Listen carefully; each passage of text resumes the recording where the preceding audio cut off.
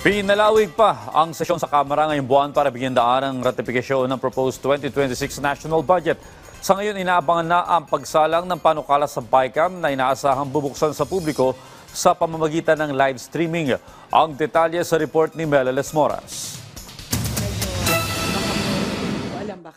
Nanindigan si House Committee on Appropriations Chair Micaela Swansing na nananatiling tapat ang Kamara sa kanilang pangako na gawing bukas sa publiko ang pagsalang ng panukalang 2026 national budget sa Bicameral Conference Committee o BICAM. Ito ay bilang tugon sa naging pahayag ni Senator Erwin Tulfo na mayroon umanong mga kongresista na tutol sa pag-livestream ng BICAM. As early as August, even before the budget deliberations, the House leadership has already made pronouncements with regard to opening and live streaming the BICAM.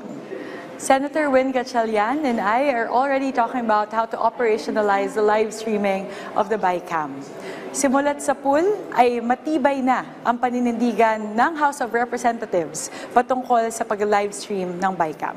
Ayon kay House Deputy Speaker Ronaldo Puno, sa ngayon, naghahanda na ang Kamara para sa BICAM, lalo pat target nilang maratipikahan ang panukalang pondo sa tamang oras. So, December 9, yan ang approval on third reading ng Senate. Pagkatapos, we will prepare and then 11 to 13, which is 2 days from now, yan yung BICAM.